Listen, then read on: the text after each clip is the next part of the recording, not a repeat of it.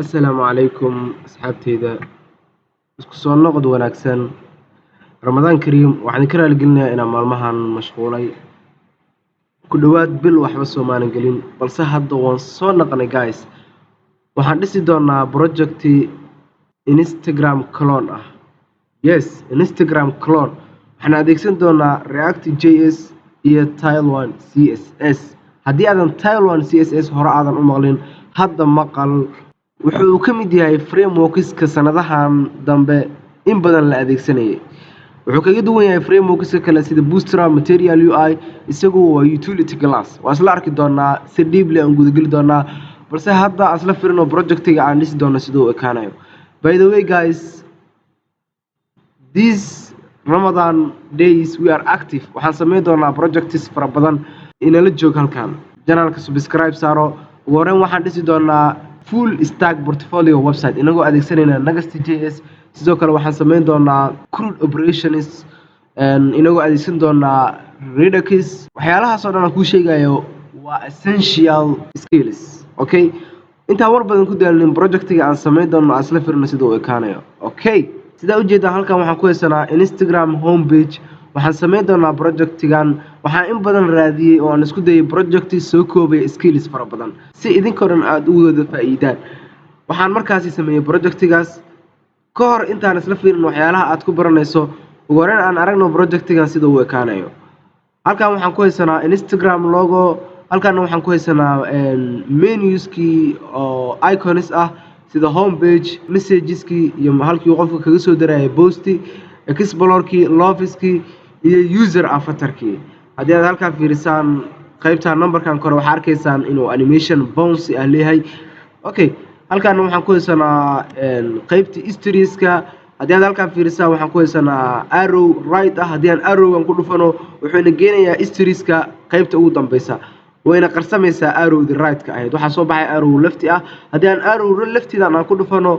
wuxuuna geenayaa qaybta leftiga waxaana qarsamayaa arrowdi leftiga ahayd okay waxaan adeegsan doonaa useref okay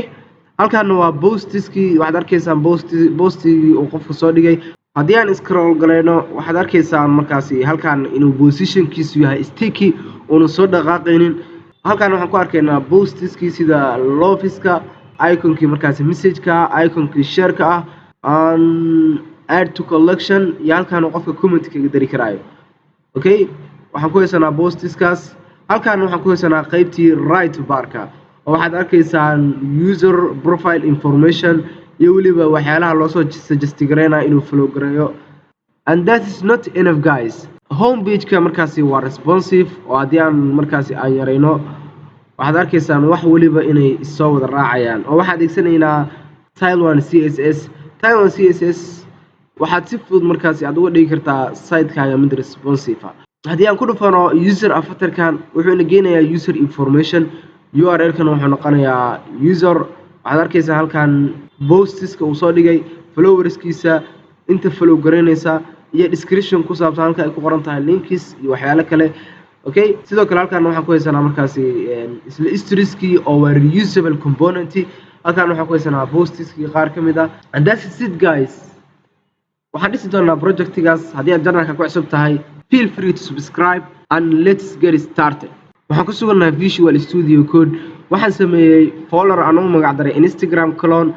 waxaan ku generate gareeyay React application si aad adigana aad u generate gareyso waxaad sameyn kartaa inaad halkan ku qorto mbx create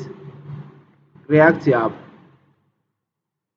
kadib waxaad sheegaysaa folderka aad ku sameynaysa magaciisa haddii uu folderka aad soo gashay uu yahay waxaad leedahay / haddii kale waxaad ku daraysaa folderka aad sameynayso something like that okay intaas kadib wuxuu ku generate gareynayaa application-kan si uu ku generate gareeyo waxaad u baahan tahay node inuu kugu jiro si aad u biso waxaad leedahay node-v waxaad arkaysaa node version kugu jiro okay aan iska clear gareyno ugu horreyn waxaan u baahannahay oon isticmaali doonaa Tailwind CSS alright guys waxaan hadda ku sugannahay tailwindcss.com oo official website-ka uu leeyahay framework Tailwind CSS Tailwind CSS haddii aad hore u isticmaashay Bootstrap, Material UI, Anti-Design, Shaka UI, Bulma and something like that CSS frameworkskaas wuxuu kaga duwan yahay wuxuu ku siinayaa low level classes oo adiga aad isticmaali karto sida halkaad ka arkaysaan wuxuu ku siinayaa flexi adigoo markaasi aanan ka dhex bixinin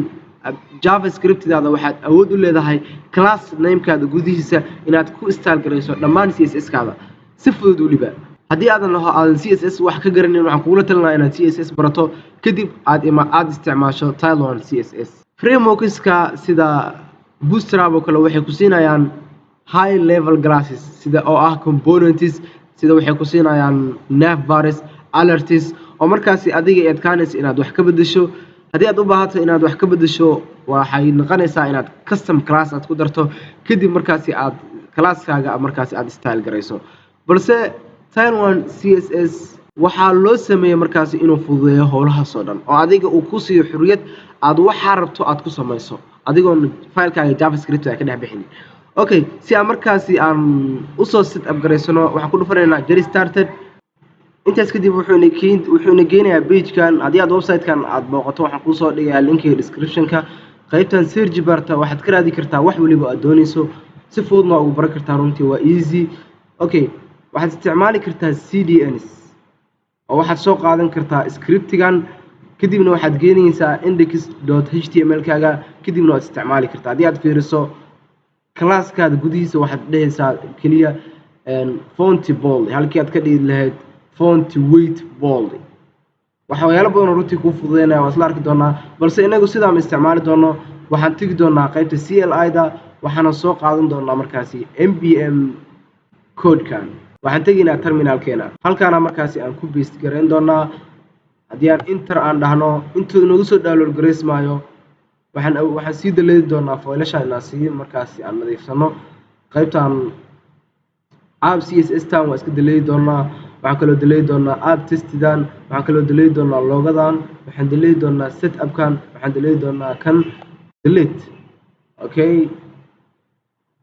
inside of the app CSS waxaan iska daleedi doonaa dhammaan waxyaabahaas kaliya waxaan soo return garanaynaa h1 oo aan dhahno hello react maybe save and then in the index.css waxaan iska daleedi doonaa comments-kan waxaan iska daleedi doonaa haddii aan public-teena aan tagno waxaan daleedi doonaa logadan waxaan daleedi doonaa logadan waxaan tegi doonaa robot.txt delete all these things si markaasi uu inoogu ekaado mid clean ah okay waxaan daleedi doonaa qaar ka mid ah comments-kan aan iska daleedno xitaa manifest.json-tan delete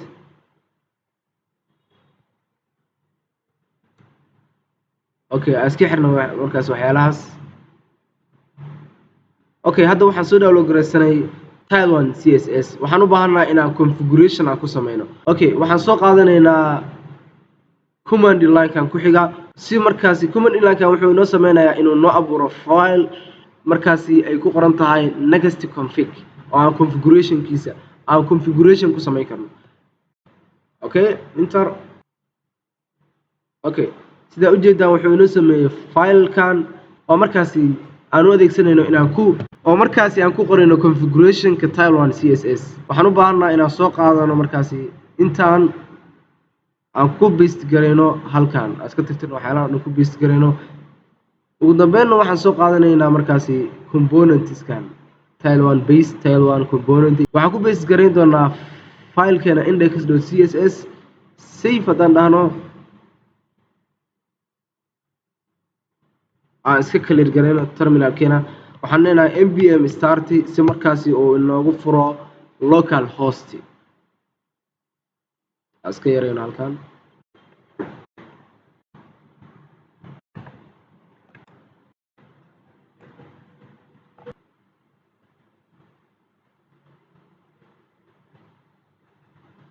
okay waxaan helaynaa error sababtoo ah logadan waa deleednay waana isticmaalaynaa iska deleedno haddii aan tagno app.js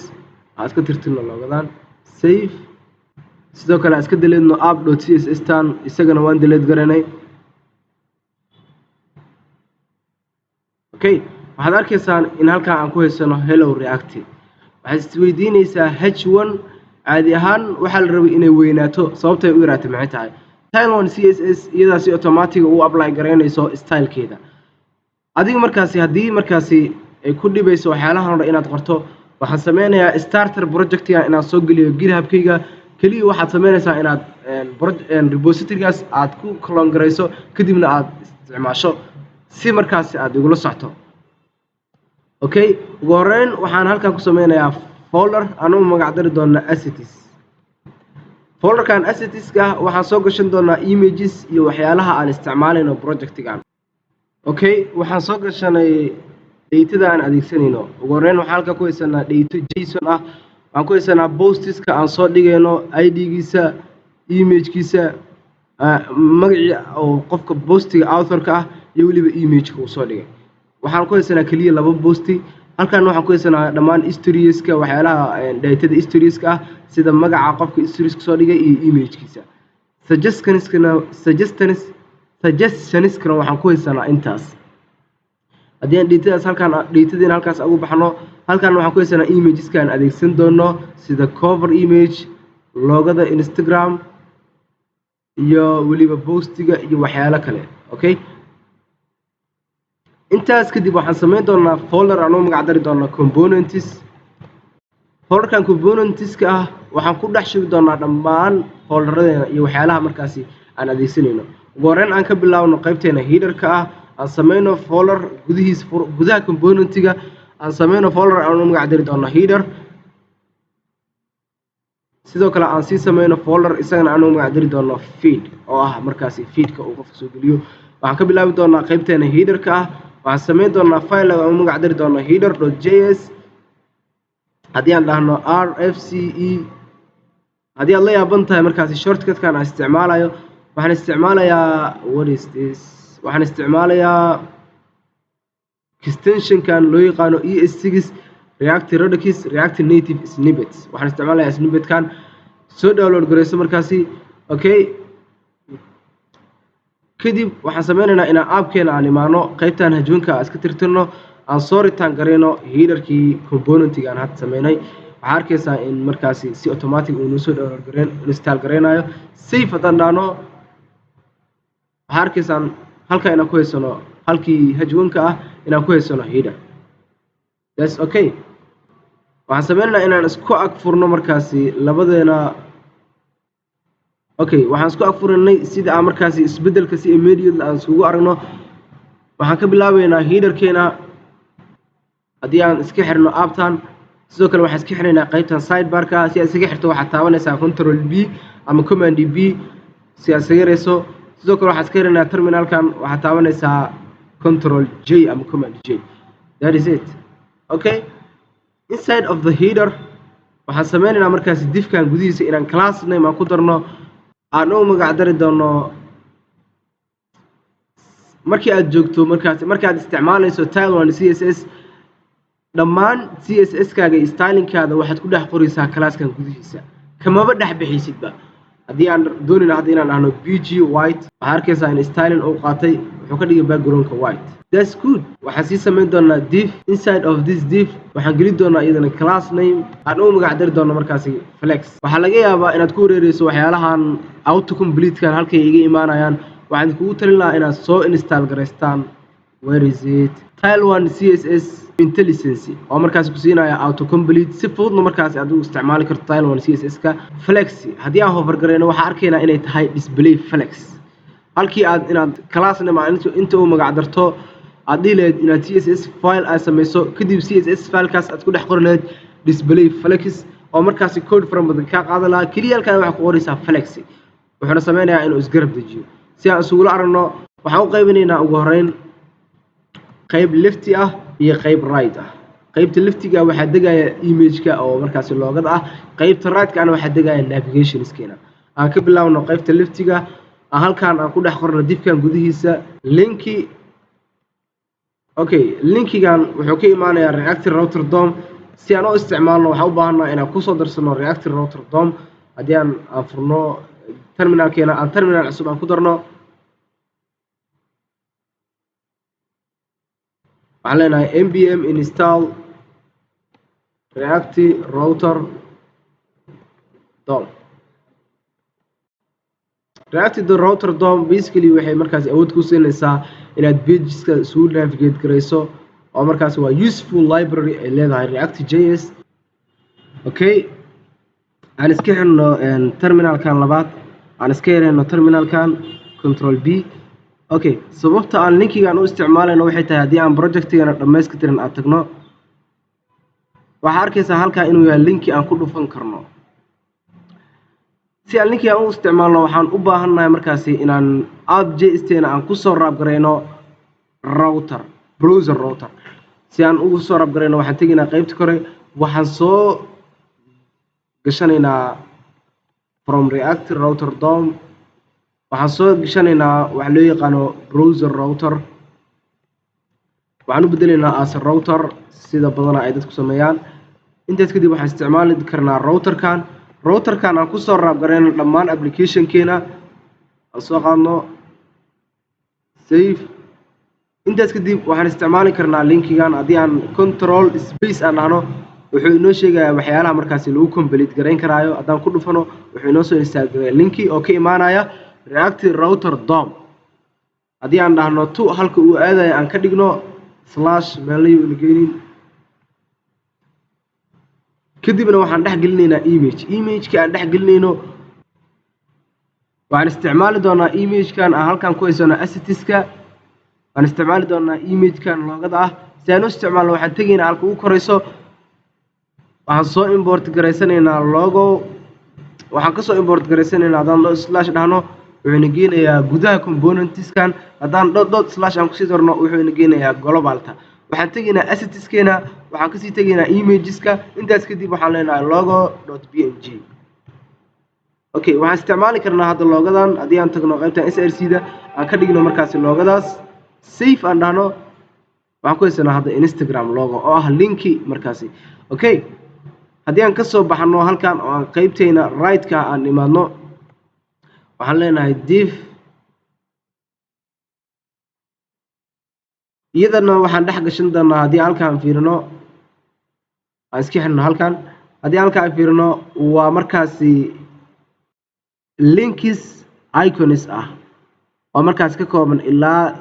5 xabo iyo user avatar-ka. iconskan waxaan isticmaali doonaa React icons. si aan u isticmaalno waxaan soo gashan doonaa React icons. haddii aan terminal cusub aan furno waxaan leenahay npm install React-icons.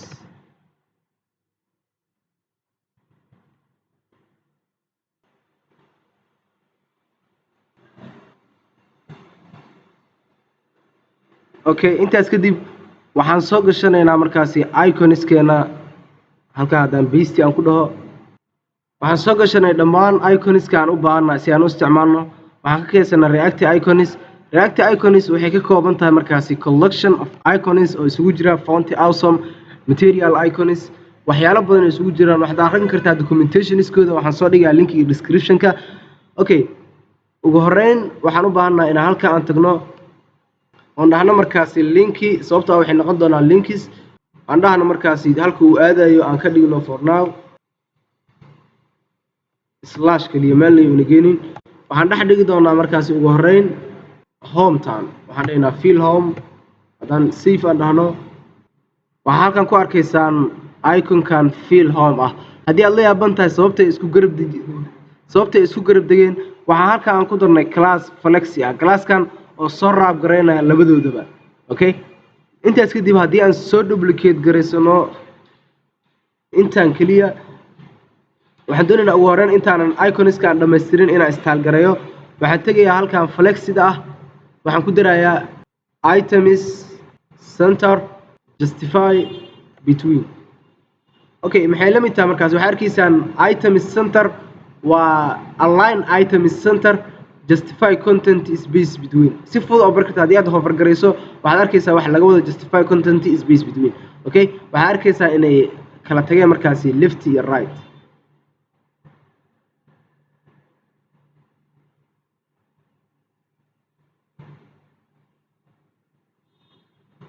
okay, haddii aad fiirisaa markaasi site-keena complete-ka aan weyneyno waxaad arkaysaa in qaybtan leftiga ay kasoo durugsan tahay, right-kan ay kasoo durugsan tahay. laakiin kan leftiga iyo right inay ku dhigan tahay aan ka shaqeyno markaasi haddii aad fiirisaan waxaa jira class soo raab gareynaya labadoodaba oo aan ku darnay background color white waxaan ku daraynaa markaasi position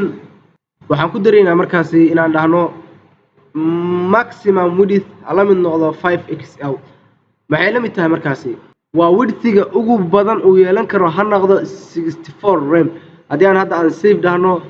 waxaan u baahnaa inaan ku darno mx auto oo ah margin auto ha noqdo margin x auto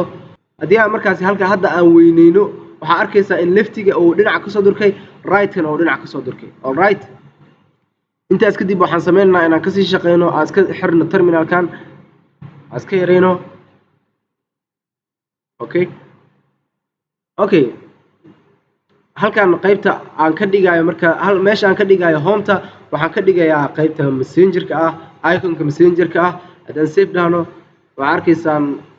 icon messenger ah okay waxaa arkaysaa inayn isgarab degin haddaan classka halkan class name aan ku darno oon dhahno markaasi flexi isgarab degaan items center safe aan dhahno waxaa arkaysaa inay hadda isgarab degeen waxaan ku daraynaa markaasi space x macnaheedu waxay tahay qaybta x-ka ah waxaad ka durjisaa for now aan dhahno 6 maybe safe waxaa arkaysaa inay kala durkeen ilaa 6 pixels okay waxaan ka dhigaynaa textigooda qoraalka waxaan ka dhigaynaa markaasi 2xl oo la macnaha 26 pixel waxaa arkaysaa hadda inay xoogaa soo weynaadeen haddii aad la yaaban tahay this is not text waa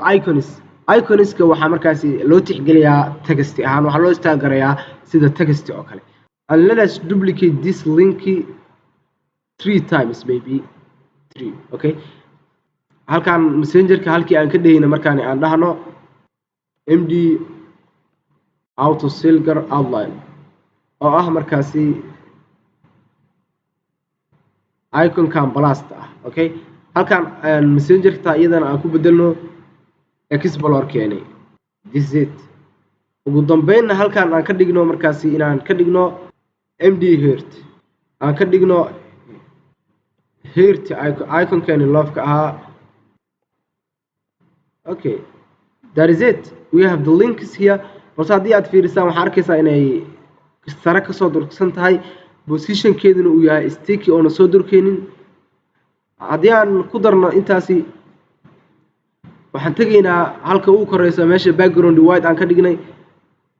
okay background white meesha aan ka dhignay waxaan ku daraynaa shadow xl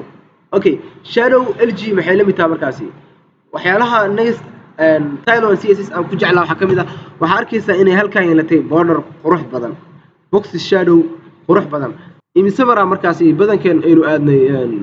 Google-ka aynu tagnay aynu dhahnay box shadow generator aynu markaasi soo qaadanay waxyaalahaas uma baahni Tylo CSS kaliya waxa leedahay shadow lg wuxuu ku sameynayaa shadow quruxda badan waxaan ku daraynaa positionkiisa sticky oo yuna soo durkin top waxaan ka dhigaynaa 0 z indexkiisa waxaan ka dhigaynaa 10 oo markii waxyaalaha la siiyo la soo scroll gareeyo marna inuu qarsano ama 50 aan ka dhigno waxaan leenahay border bottom waxa uu yeelaynaa border bottom oo aan ka dhigayno 1 waxaan margin bottom waxaan ka durjinaynaa 5 safe hadaan dhahno for now okay halkaan waxaan ku daraynaa mx auto dabadeed padding 2 si markaasi ay u soo wada durkaan dhinac walba 2 pixel ay u soo durkaan all right si arkaysaa way qurux badnaatay that is it haddii aad laakiin fiirisaan halkan waxaan ku haysanaa message notification bounce ah si aan halkaas u sameyno waxaan leenahay qaybta messengerka waxaan ku daraynaa markaasi div waxaan dhex dhigaynaa kaliya 4 haddaan save hadaan dhahno waxaa arkaysaa halkan 4 inay kasoo baxday isku dhex yaacsan waxaan ku daraynaa class name aan ka dhigayno positionkiisa absolute waxaan ka dhigaynaa widthgiisa 4 heightkiisana 4 textidana waxaan ka dhigaynaa white background colorkiisana waxaan ka dhigaynaa red 500 ah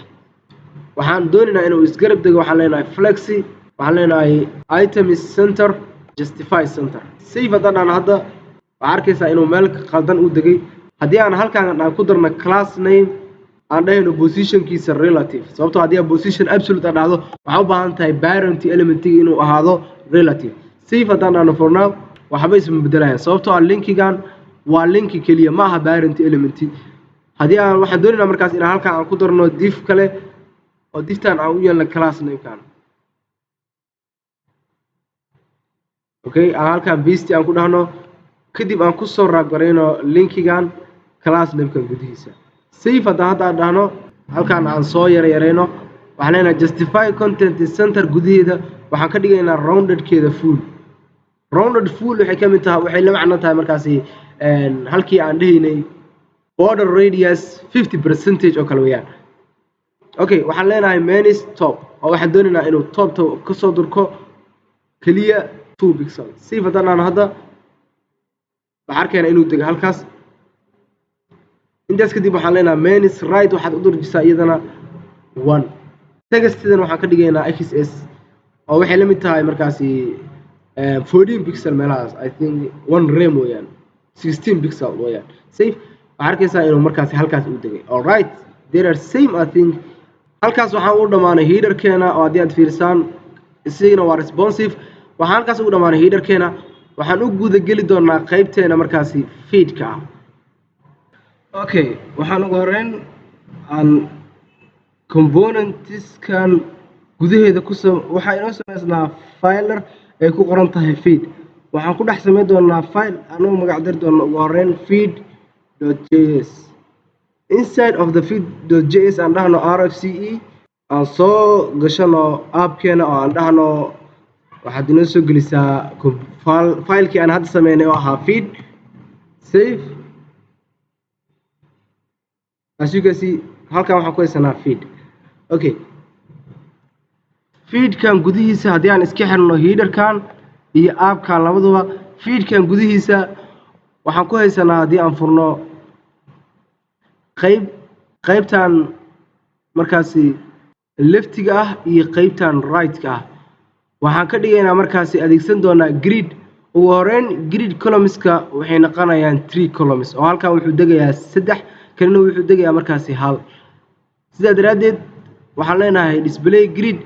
grid template columnskiisana ha noqdo 3 columns markii la joogo medium screen iyo wixii ka weyn haddii aad fiirsaan wuxuu noqonayaa 3 columns wixii ka yarna wuxuu noqonayaa 1 column aan sameyno markaas intaas waxaan tegaynaa halkaan class nameka aan ku daraynaa waxaan leenahay grid halkii aan dhihi lahayn display grid waxaan kusoo dhihi kartaa grid keliya markii aad Tailwind CSS isticmaalayso waxaan leenahay grid columns ha noqdo markaasi ugu horeyn 1 markii mobile screen-ka la joogo grid columns ha noqdo 1 markii la gaaro initial waa 1 soo maha markii la gaaro medium screen oo muwaadaf fiirsaan waxaad arkaysaan min widthkiisu uu ka weyn yahay 768 macnaheedu waxay tahay mobile iyo wixii ka weyn waxaan leenahay medium screen markii la gaaro grid columnska ha noqdo 3 waxaan leenahay max widthkana hala mid noqdo sidii headerka oo kale hala mid noqdo markaasi 5xl padding waxaan siinaynaa 2 mx-na waxaan leenahay auto okay hadda waxba ma arkayna sababtoo ah waxba maanan qorinba si aan u aragno waxaan leenahay halkaan ugu horeyn section oo sectionka waxaan dhex gelayaa historieska haddaan comment u samaysno historieska iyo weliba posteska waxaan ku sii daraynaa section kale sectionkan iyadana waxaa gelaya mini profileka iyo suggestions okay save hadaan qaybtan historieska iyo posteska waxaan doonaynaa inuu tago grid columnskiina si uu noqdo 2 kanna wuxuu noqonayaa 1 si aan u sameeyno waxaan ku darinaa halkan class name waxaan leenahay columns ka ha noqdo span 2 save hadaan waxba ma arkayno sababtuna waxay tahay ilaa hadda waxba kumeenan qorin haddii aan halkan aan ku qorno h1 oo aan dhahno hello maybe save aan dhahno halkan inaga soo baxday hello si aan u aragno inta uu degay aan ku darno background color temporary ah oo aan ku arkayno sida ay wax u dhacayaan save aan dhahno oo weyneyno waxaa arkaysaa in uu degay span 2 halka kale wixii soo harana waxay degayaa intaan sababta ay markaasi waxaan centerka u imaanayno waxaan dhahnay max widthkiisa hala mid noqdo 5xl oo la mid ah 64 rem waa sababta ay waxyaalahan oo centerka u imaanayaan waxaan doonaynaa hadda haddii aad fiirisaan oo halka haddii iyadan aan class name kale aan ku darno oo aan dhahno bg aan ka dhigno tan gray maybe 500 save oo halkaa ku dhex qorno iyadana hello maybe on save aan dhahno waxaad arkaysaa markaasi markii uu soo yaraado waxaan doonaynaa inuu kan kaliya soo baxo kana halkii uu soo isigana flexira uu hoos soo degaa inuu qarsamo initial ha ahaado invisible oo noqdo mid aan la arki karin medium screen markii la imaadana ha noqdo visible save haddaan dhahno hadda waa hidden markii aan tagno medium screen waa arkaynaa markii aan screenka mobileska aan imaano ma arkayno the how that is easy to become responsive to your website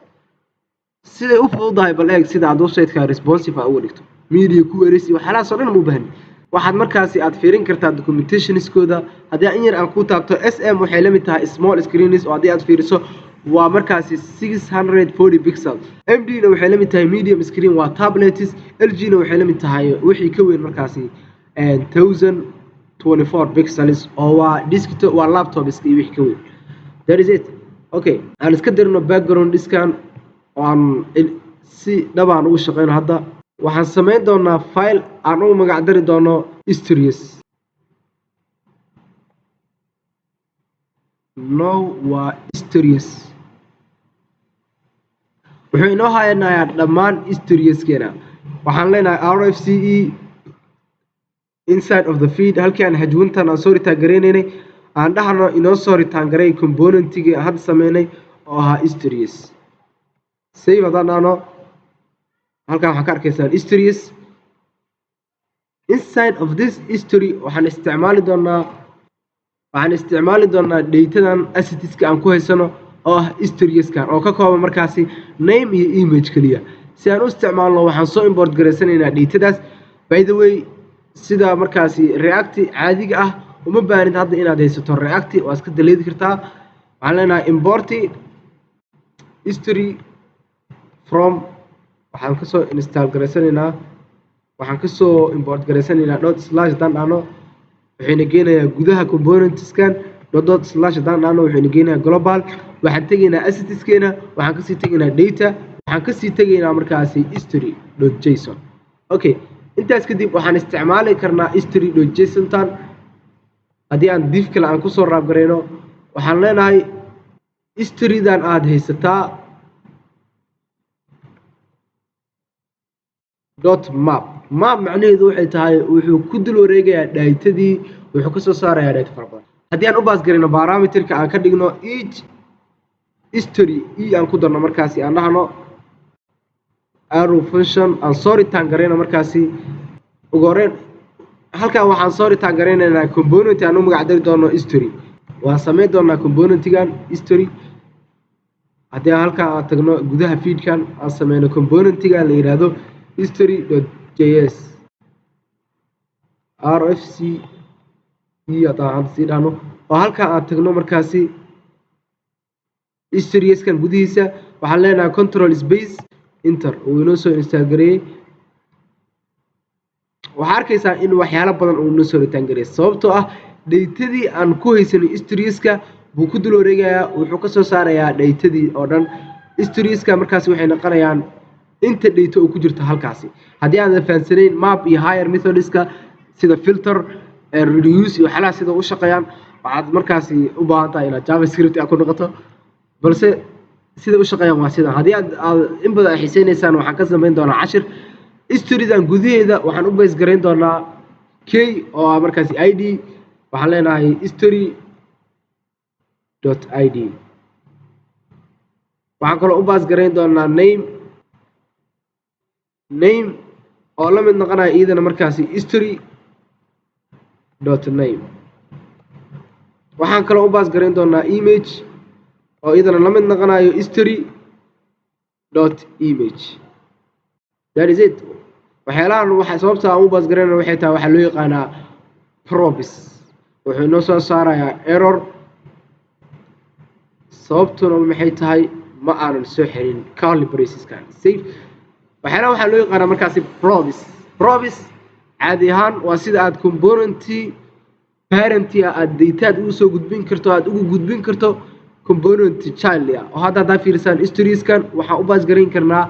childgan oo ah history intaas kadib waxaan tegaynaa historyda gudaheeda waxaan aqbalaynaa ugu horreyn probscat haddaan ku sameyno destructuring oo aan aqbalno image iyo weliba name uma baahin id waxaan halkaa dhex gashanaynaa image srcdeedu waxay noqonaysaa markaasi imagekan hadda probs aan ugu soo baas garayn haddaan dhahno image aan save haddaan dhahno not image img name yaan dhahay waa image save as you can see waxaan haysanaa hadda images fara badan laakiin aad iyo aad u waaweyn si aan waa style garayn doonaa keliya hadda aan soo gashano waxaan kaloo raacinaynaa hajwan oo inoo haynaysa markaasi namekaas iyadana save haddaan dhahno waxaan kaloo haysanaa magacii okay intaas kadib aan style garayno markaasi imagekan gudihiisa waxaan ku daraynaa class nameka wuxuu noqonayaa widthgiisa hala mid noqdaalaynaa 14 heightkiisana hala mid noqdo 14 waxaan leenahay markaasi border aan raacinaynaa borderka wuxuu noqonayaa red 500 sababta u raacinayna waxay tahay haddii halkaa aan fiirisaan waxaa ujeedaa inuu border leeyahay red ah okay waxaa arkaysa hadda inay yeesheen border red ah widthgoodana uu yaraaday okay waxaan raacinaynaa cursor pointer waxaan raacinaynaa padding oo inset ah waxaan ku qoraynaa custom waxaan ku qoraynaa halkan custom width Tailwind CSS waxay kaloo awood ku siinaysaa custom width inaad qorato kaliya utilities ay ku siinaysaa ma isticmaalaysid wax walba awood u leedahay waxaan leenahay 2 pixel save haddaan hadda waxaan kaloo ku daraynaa border radius yani waa rounded full sorry save haddaan dhahno waxaa arkaysaa inay aad u qurux badnaadeen balse isma garab degsana si aan isku garab dejino waxaan tegaynaa componentiga parentiga ah oo ah historieskan waxaan raacinaynaa halkan class namekan wuxuu noqonayaa flex oo ah isgarab degan si wadadaan hadda waxaad arkaysaa inay isgarab degeen balse ay isku wada dhex yaaceen wixii dhammaa waxaan leenahay bg waxaad ka dhigtaa white waxaan leenahay overflow x wax walba dhanka x-ka ah horizontalka dul fula aan ka dhigno hidden yaana dhihin scroll save haddaan dhahno waxaa arkaysaa halkaa inuu kasoo baxay scroll okay intaas kadib waxaan sii raacinaynaa Tailwind CSS waxay leedahay plugins markaasi awood ku siinaya ugu horreyn horta si aan u qurxino aan style garayno qaybtan nameka ah waxaan tegaynaa hajwintan gudaheeda waxaan leenahay class name hadda halka aan ku darno text ala mid noqdo markaadi xs oo macnaheedu ay tahay haddii aad hover garayso waa markaasi 12 pixels waxaan kaloo raacinaynaa markaasi aan u baahannahay inaan raacino widthgiisa ha noqdo 16 sababtoo haddii kale wuu wada badanayaa waxaan leenahay wixii markaasi widthgigaas ka badan ha noqdo truncate macnaheedu waxay tahay wixii iskor fuufuulo markaasi ha noqdaan dhood ha raacsanto waxaa arkaysaa hadda inay qurux badnaadeen haddii aad fiirsaan waxaa arkaysaa halka scroll bar waxaan qarin doonaa scroll bartan truncate-ka sababta ay adeegsanayaan waxay tahay haddii halkaa fiirsaan magacii markii uu 16 pixel uu ka batay wuxuu yeeshay 3 dots okay waxaan qarin doonaa scroll bartan ka hor inta aan qarin aan dhahno text center text ha noqoto ha aado center waxaan kaloo leenahay flexi save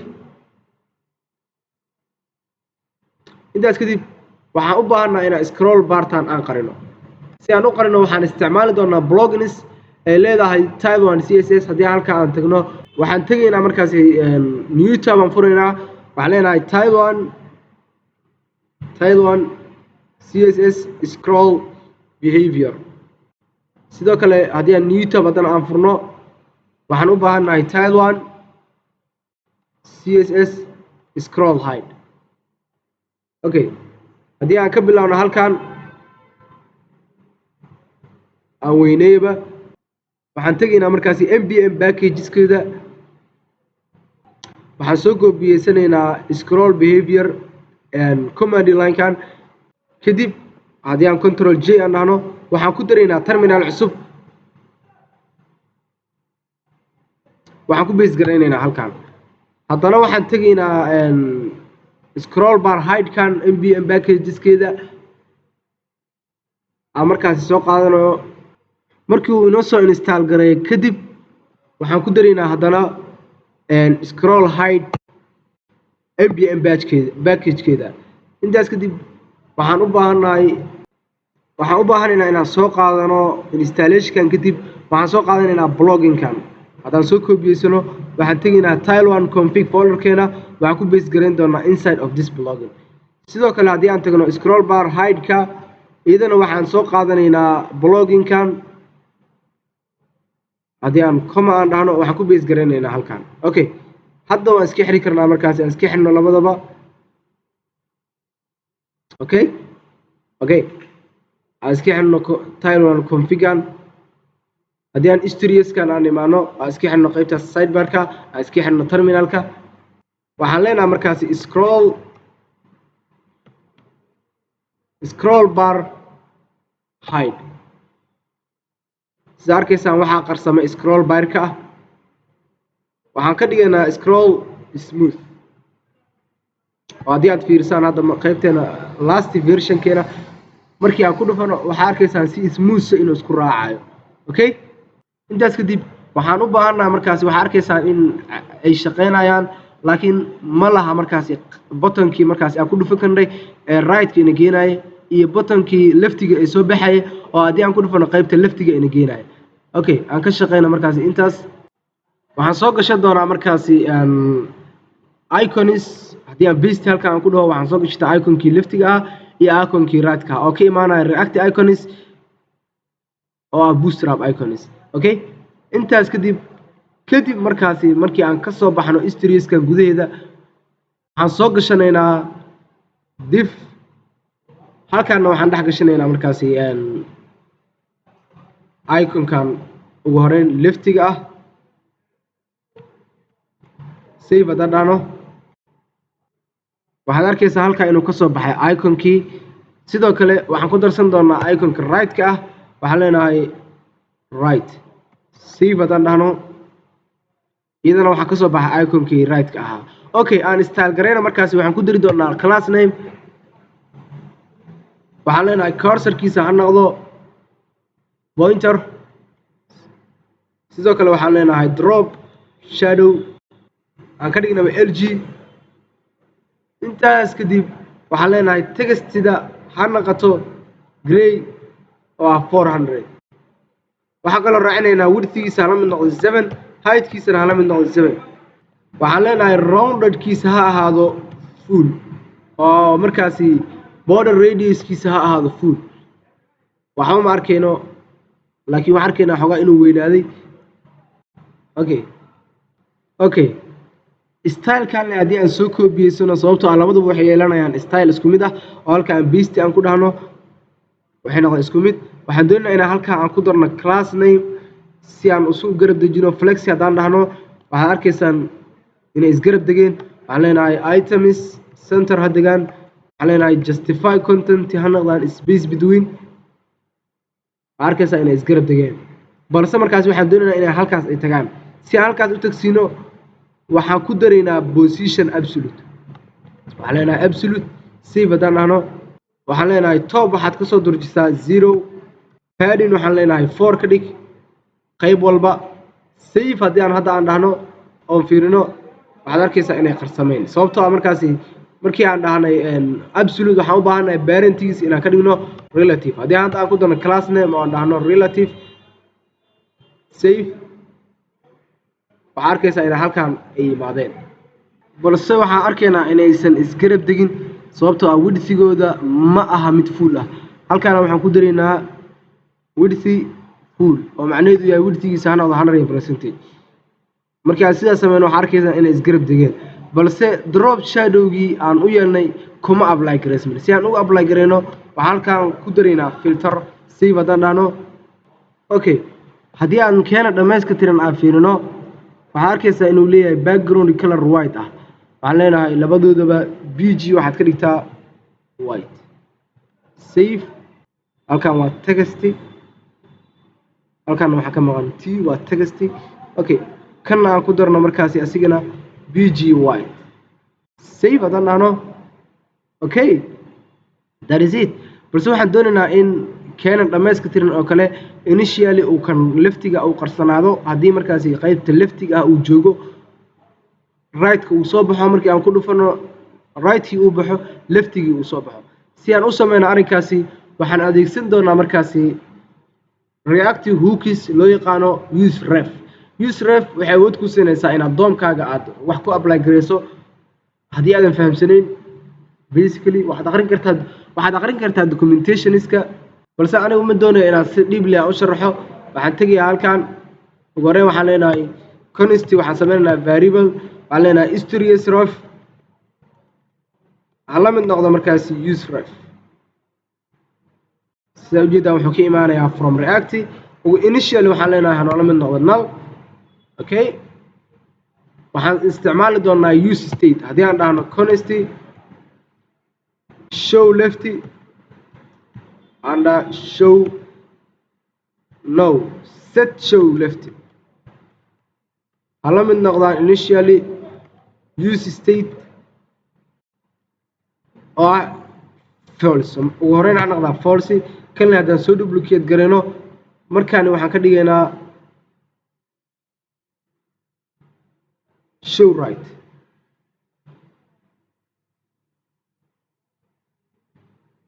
save haddaan dhahno kan wuxuu noola mid noqonayaa initially true okay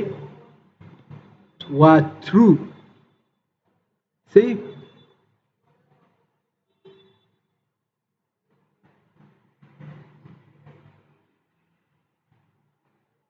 intaas kadib waxaan sameyn doonaa function aan ugu magac dari doono markaasi on scroll hala mid noqdo arrow function waxaan leenahay if waxaan ku xiraynaa condition haddii markaasi current uu joogo qaybta leftiga ah show lefty wuxuu noqonayaa false waxaa markaasi true noqonayaa show right haddii markaasi uu current uu la mid yahay qaybta right-ka uu joogana waxaa markaasi true noqonaya qaybta right-ka waxaa false noqonaya qaybta leftiga ah waxaan leenahay if histories ref oo initially null ahaa dot current markaasi uu dot current dot scroll lefty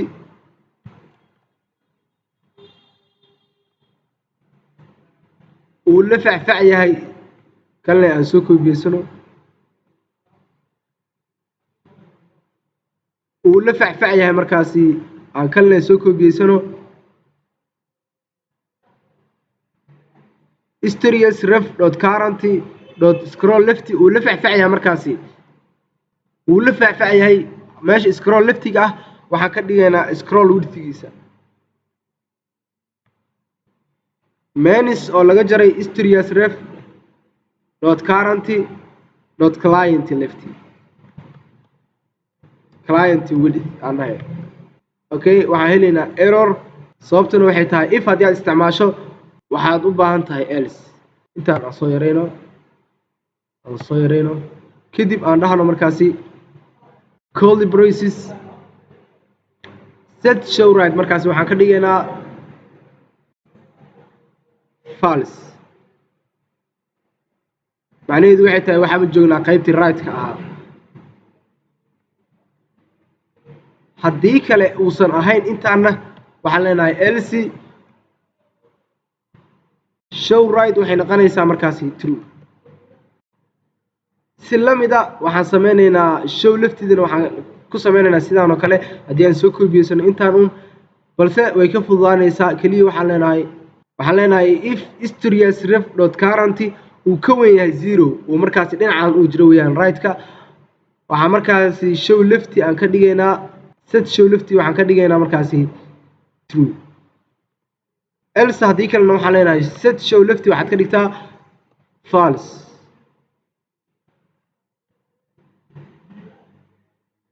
si aan isugula aragno si ay wax u dhacayaan markaasi halkaan aan dhahno on click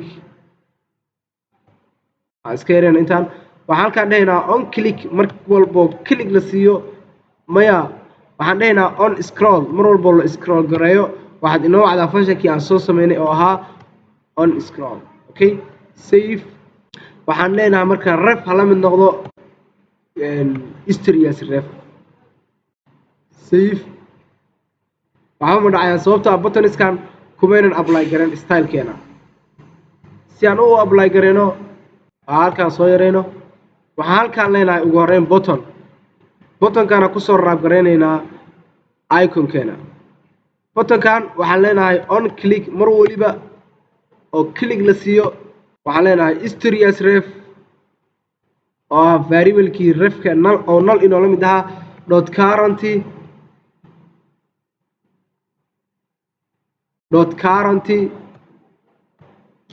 .current.scroll left hala mid noqdo history as ref intaan leeda soo kordhiisano waxba kuma kala duuna hala mid noqdo history as ref.current.scroll left oo laga jaray markaasi 600. save. haddaan intaan leeda soo kordhiisano iconkan isagana aan kusoo raab gareyno buttonkan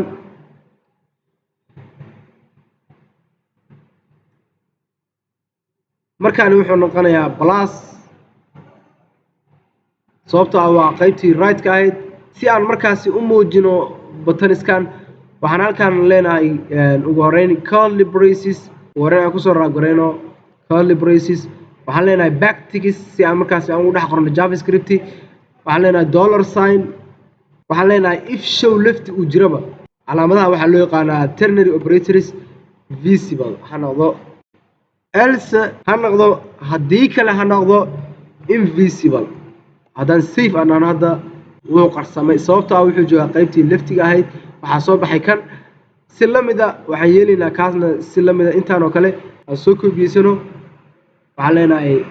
backticks aan kusoo raab gareyno curly braces aan ku base gareyna halkaan balse markaani wuxuu noqonayaa show right. save. aan tijaabino markaas haddii aan hadda aan ku dhufano nothing is working but why okay maaha markaasi stan waa capital waa on scroll. This is something wrong.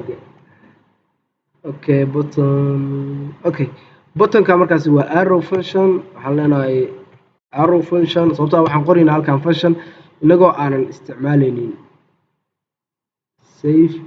sidoo kale buttonkan kore isagana aan ka dhigno sidaan si lamid ah waxaan leenahay arrow function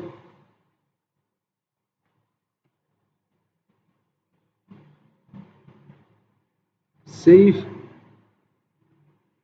okay, refresh. I hope everything will be working. haddii aan ku dhufano it's going to the left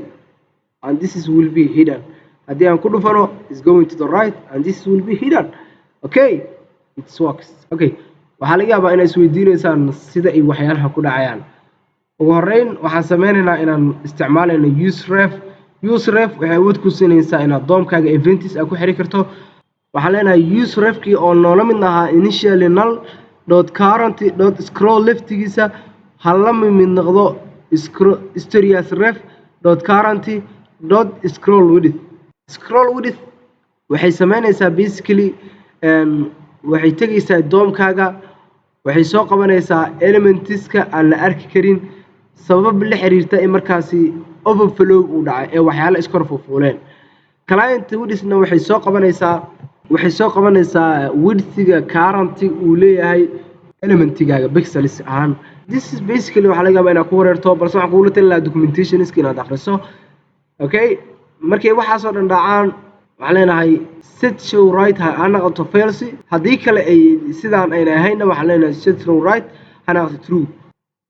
use history as ref.current.scroll leftiga ah. scroll lefti waxay soo helaysaa markaasi inta pixel ee elementy content ku dhex jirta loo scroll gareeyay qaybta leftiga ah. haddii markaasi set show leftiga uu ka weeyaa 0 macnaheedu waxay tahay dhanka leftiga ah. haddii markaasi dhanka right-ka ah loo scroll gareeyay waxaad show leftiga ka dhigtaa true show leftigana waxaad ka dhigtaa haddii kale oo markaasi dhanka leftiga aan loosoo scroll gareeyey set show leftiga waxaad ka dhigtaa false. This is gonna be overwhelming balse waxaan sameynayaa inaan linkiga aan descriptionka aan soo dhigo si aad documentationska aad u akhriso. Okay, maxaan kaloo haysanaa haddii aan fiirino waxaan kaloo haysanaa markaasi qaybta markaasi postiska ah aan ka shaqeyno haddii aan iska xirno historieskan labadaba waxaan sameyn doonaa fiilkan gudihiisa component aan u magac dari doono posts.js waxaan leenahay rfce save haddaan dhahno inside of here historieskan kadib postiskan halkii commentiga aan u sameynay aan kusoo return gareyno postiskan componentiga aan sameynay haddaan save aan dhahno waxaa arkaysaa halkaa inaan ku haysano posts. Alright, si lamid ah historieska waxaan isticmaali doonaa dheetada aan halkaa ku haysano post.json tan si aan u isticmaalno waxaan soo import gareysanaynaa dheetadaas waxaan leenahay import posts from / waxaad tagtaa assetiskaada folderkaas assetiska waxaad kasii tagtaa data folder waxaad kasii tagtaa markaasi history.json. okay, markaasaan isticmaali karnaa postiskan halkan waxaan leenahay markaasi curly braces postiskan aad haysato .map each post kastaana waxaan soo return gareynaynaa markaasi component aan hadda sameyn doono oo aan u magac dari doono single post kaliya. save error inuu soo saari doonaa waxaan leenahay inside of this feed waxaan sameynaynaa file aan u magac dari doono post.js haddaan dhahno rfce save aan tagno markaasi postiskan control space post aan soo return gareyno. okay,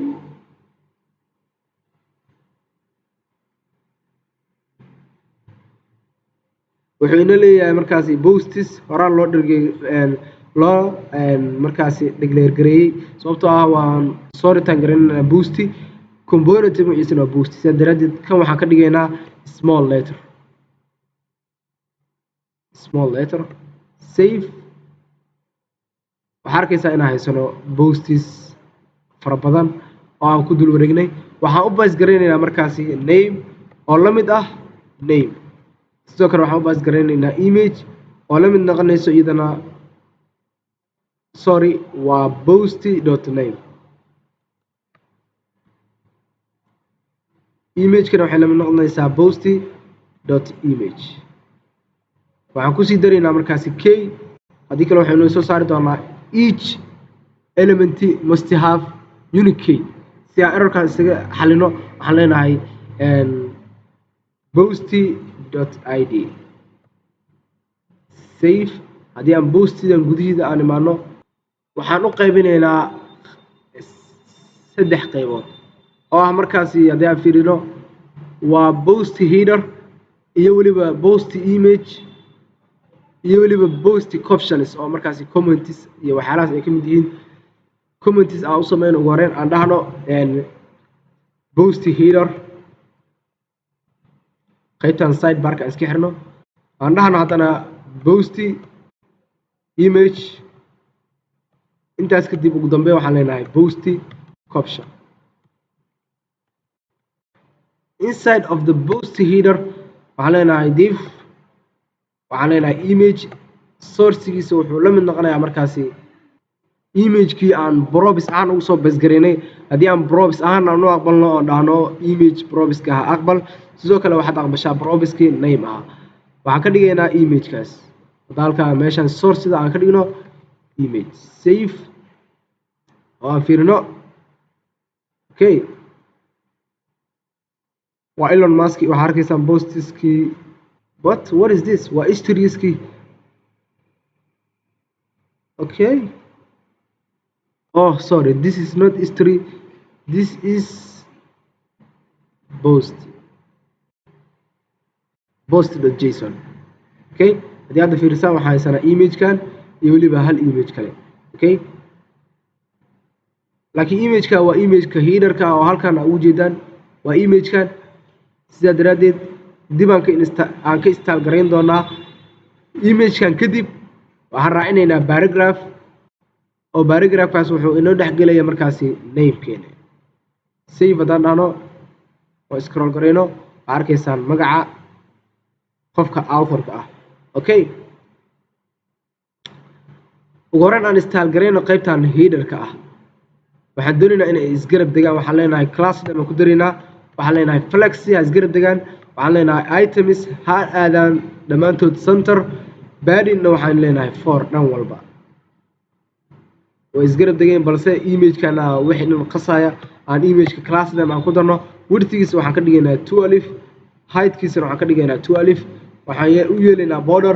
borderka wuxuu noqonayaa red oo noqonaya markaasi 500. badin insetna waxaan ka dhigaynaa 2 pixel. save haddaan dhahno oo aan ku darno rounded full. that is it. balse isma garab degin. sababtu maxay tahay? okay, flex inta classka waxaan raacinaynaa markaasi filekan divkan. save. alright, way isgarab degeen markaasi. waxaan sameynaynaa items center. kadib waxaan leenahay justify content between. markii aan paragraphkaas ka soo baxnana waxaan markaasi aan rabnaa inaan soo dhigano iconkan aad u jeedaan. si aan usoo dhigano waxaan soo gashan doonaa dhammaan iconska aan isticmaali doono sida love, posts, share iyo waxyaalahaas oo kale. waxaan ku base garayn doonaa halka haddaan paste aan ku dhaho waxaan haysanaa markaasi more optionska ahaa iconkaas, iyo weliba iconkii love-ka ahaa, iconkii markaasi collectionska ahaa, iyo weliba iconkii shareka ahaa, iconkii commentiga ahaa, and something like that. ugu horreyn waxaan isticmaali doonaa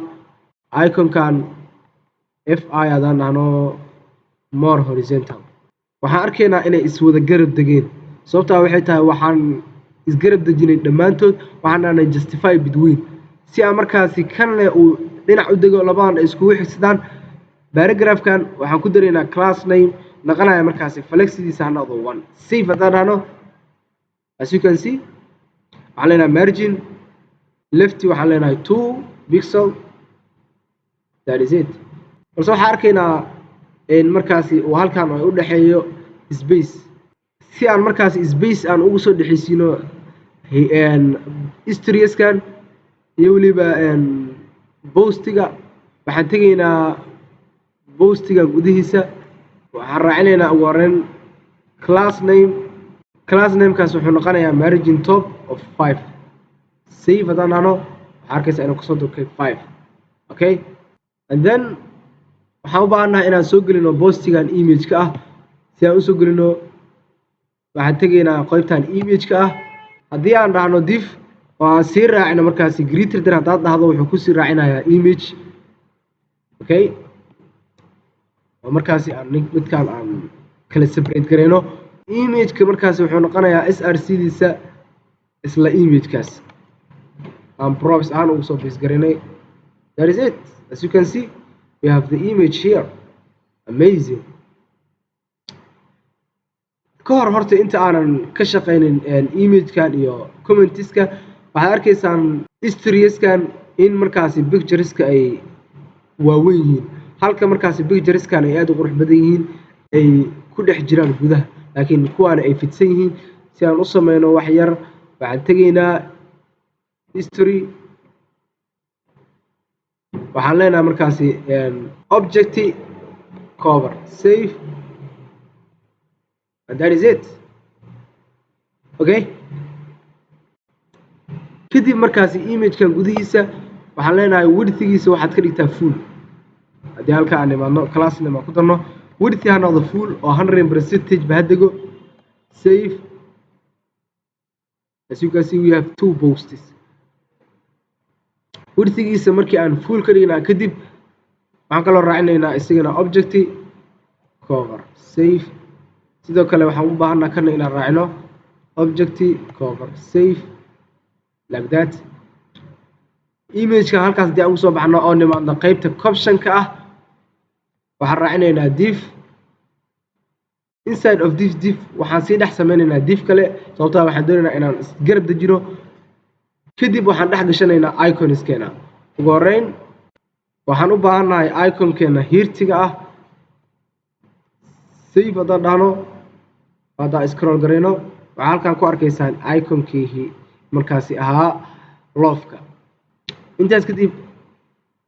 waxaan raacin doonaa iconkii markaasi commentiga ahaa save sidoo kale waxaa arkaysaan iconkii commentiga inuu soo baxay dibaan ka install garay doonaa intaas kadib waxaan raacin doonaa iconkii markaasi shareka ahaa save aan install garayno ugu horeyn halkan aan ku darno class name oo noqonaya markaasi dhammaantood baa isgarab degaan justify content between itemskana ha aadaan ha noqdaan center textina hala mid noqdo markaasi 2xl padding qayb walibana waxaan raacinaynaa padding oo 5 ah max widthkeedana waxaan ka dhigaynaa markaasi 2xl oo macnaheedu uu yahay 42 rem mxna waxaan ka dhigaynaa iyadana auto waxba ma isgarab degin sababtu waxay tahay waxay ku sii dhex jiraan divkan waxaan sameynaynaa inaan class name divkan aan ku darno si flexi aan dhahno itemskiisana aan ka dhigno center justifyna isagana sidoo kale aan ka dhigno between cursor-na waxaan ka dhigaynaa pointer save as you can see waxaan doonaynaa inaan space aan u dhexaysino qaybta x axis-ka ah waxaan leenahay 4 save as you can see balse haddaan keena dhammayska tiran aan fiirisaan waxaa arkaysaa inuu kan yaro wareegsan yahay balse kan uu kor aadiyan si aan u sameyno waxaan raacinaynaa halkan qaybta shareka iconka shareka ah class name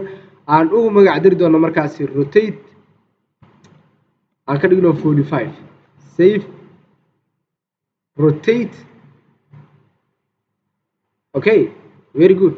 intaas kadib waxaan raacinaynaa iconkii collectionka ahaa waxaan halkan raacinaynaa markaasi md collection oo aan soo import garaysanay waxyaalaha oo dhan waa kuwan aan soo import garaysanay as you can see amazing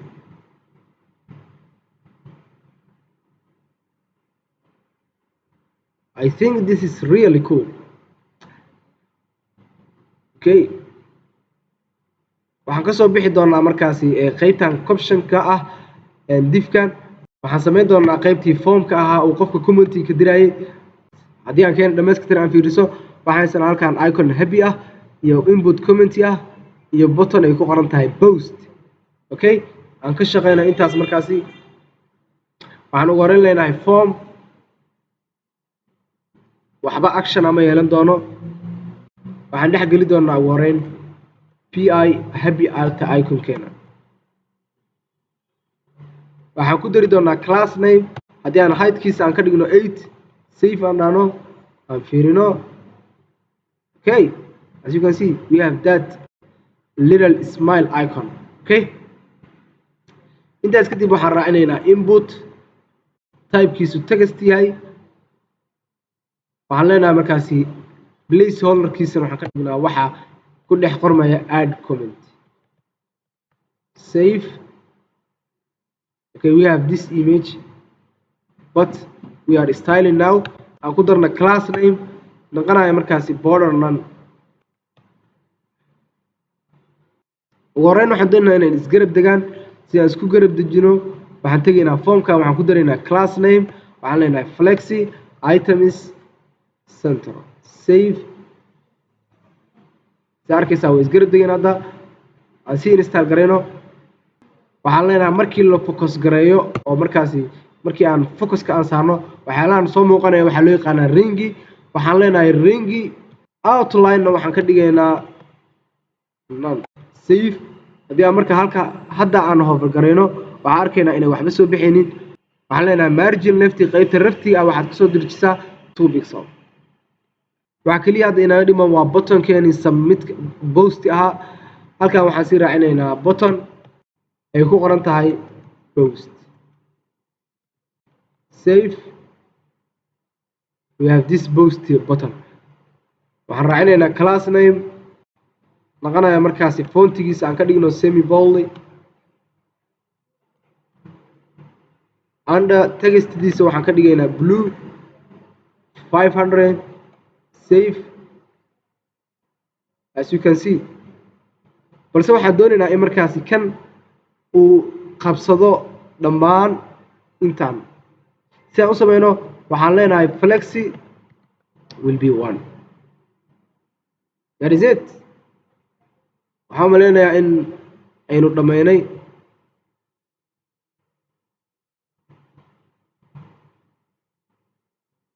waxaa kaliya ee hadda inoo dhimo waxay tahay qaybtan helooda aan ku qornay waxaan doonaynaa inaan dhex gelino sidebarkan si aan u dhex gelino aan iska yareyno halkan aan iska xirno boostigan sidoo kale aan iska xirno boostigan waxaan sameyn doonaa folder aan ugu magac diri doono markaasi mini profile .js oo markaas inoo haynaya qaybteeni profilekeeni waxaan leenahay rfce save haddii aan tagno feedkeeni waxaan halkaa ku haysanaa mini profile iyo suggestion aan iska daleedno hellodan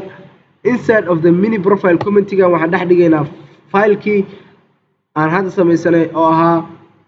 mini profile I think it was that now waa mini profile save waxaan halkaa ku haysanaa mini profile as you can see waxaan sameyn doonaa inside of the mini profile aan iska daleedno textidan waxaan dhex gashan doonaa image oo sourcigiisa uu noqonayo imageskan assets ku dhex jira data iska xirno waa imageka markaasi halkaa ku jira who is this guy waxaan leenahay me aan soo import gareysano waxaan leenahay import me dot slash waxaan tegaynaa assetskeena waxaan kasii tegaynaa images inside of the image waxaan leenahay me dot jpg save as you can see we have this amazing image balse haddii aan keena aan fiirino waxaan haysanaa image ka duwan okay imagekan baan haysanaa haddii aan ku bedelno imagekaas waxaan leenahay posty dot jpg save no it's not capital sorry posty dot jpg save okay we have the image right now ugu horreyn waxaan ku daraynaa halkan class name aan u magac dari doona margin aan dhihi doona margin lefty waxaad kasoo durjisaa qaybta leftiga postiska 7 pixels margin topna waxaad kasoo durjisaa 10 pixels waxaana sameynayaa inaan isgarab dejino itemskana waxaan dhigaynaa center justify waxaan leenahay between u dhexaysa space inside of the image waxaan ku daraynaa iyadana class name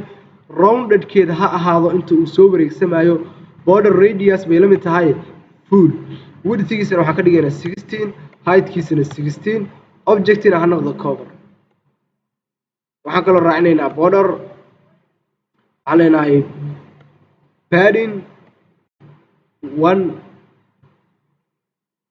2 pixel save haddii hadda fiirino there we go we have that image haddii aan kasoo baxno imagekan waxaan halkaa ku sameynaynaa div oo markaas inoo haynaysa magaca iyo accountiska inaan isku switch garaynayno waxaan leenahay h1 waxaan dhigaynaa Abdishakuur Ali maybe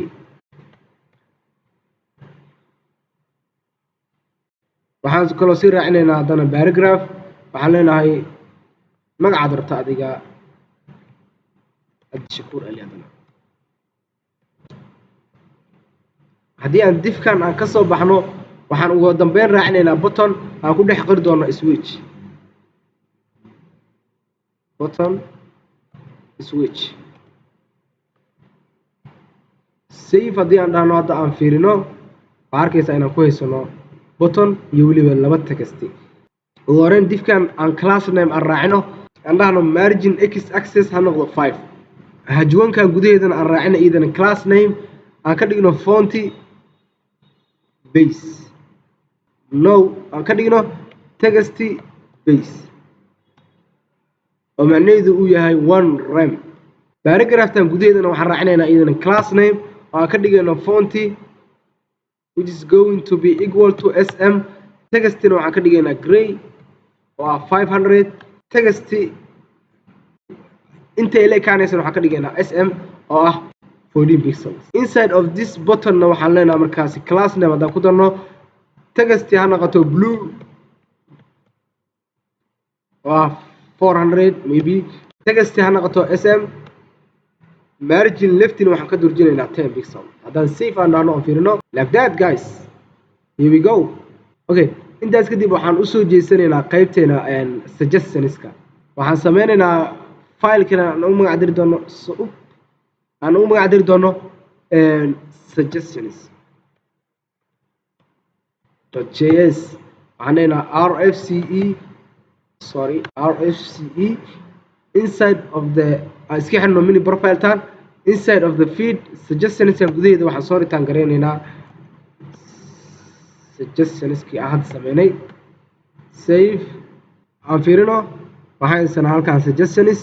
waxaan sameyn doonaa haddii aan halkan tagno halkii aan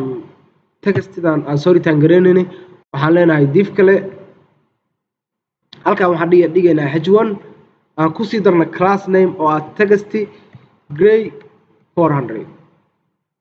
aan kusii darna iyadana class name oo ah font medium. kadib aan ku dhex qorno suggestions for you. Save.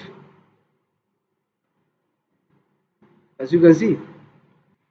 intaas kadib waxaan kusii daraynaa button ay ku qoran tahay markaasi co. global divkana waxaan ku daraynaa class name aan ka soo durjina margin left 7. margin topna waxaan ka soo durjinaynaa 10 pixels. Okay, inside of this class of this divna waxaan ku daraynaa iyadana class name oo ah inaan isgarab dejino itemskana aan dhigno center. justifyna aan dhahno between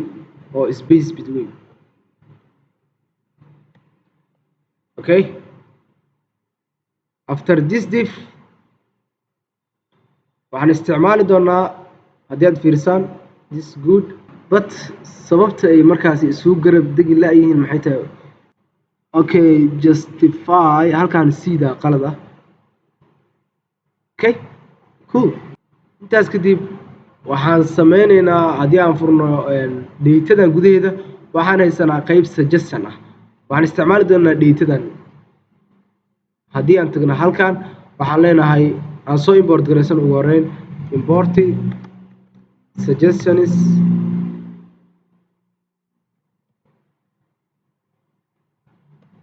from assets/data/suggestion.js. waxaan leenahay suggestionistan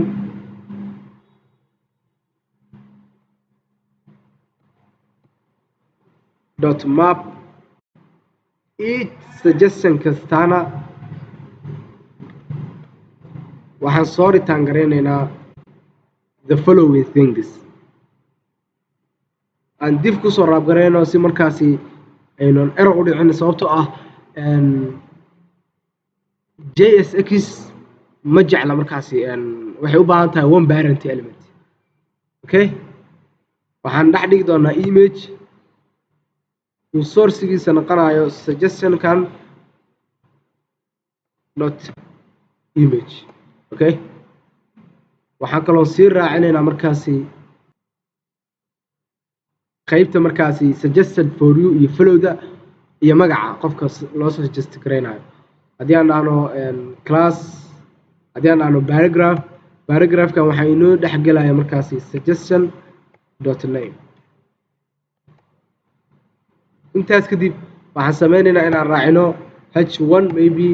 oo ah suggested oo haddii aan ka dhigno halkan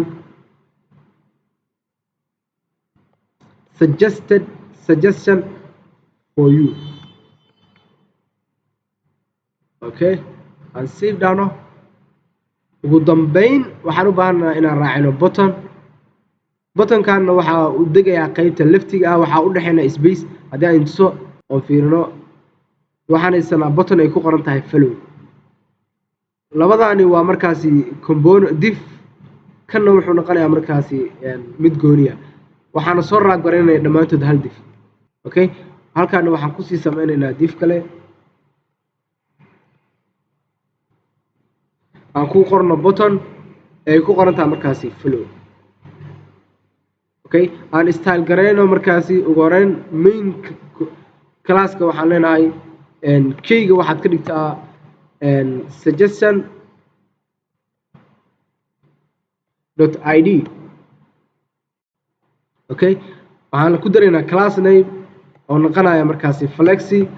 items will be center class name. okay sorry flexi items will be center and justify will be between and margin top will be 2. okay inside of this image asigana waxaan raacinaynaa class name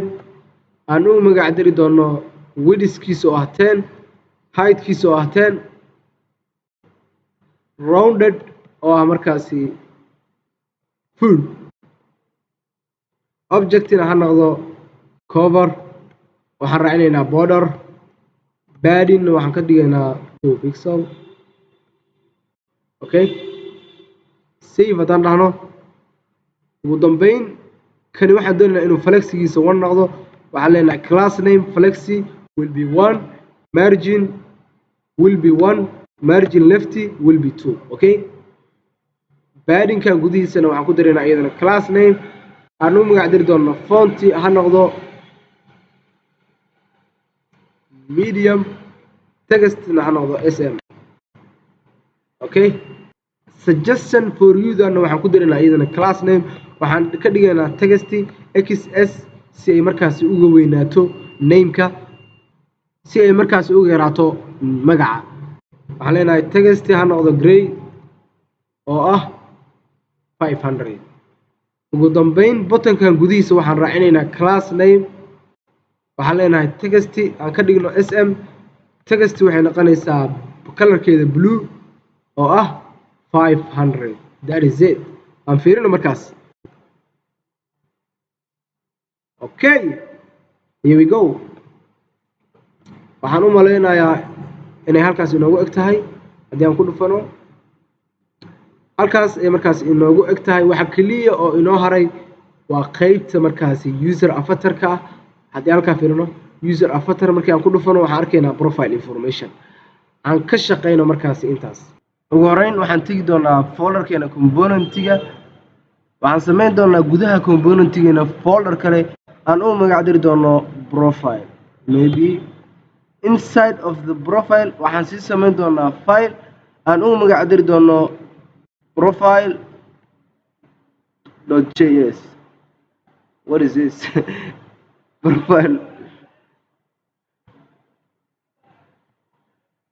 profile.js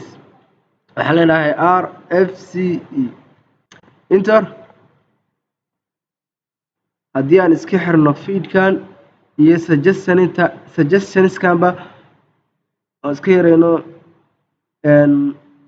waxaan tegi doonaa app.js-tena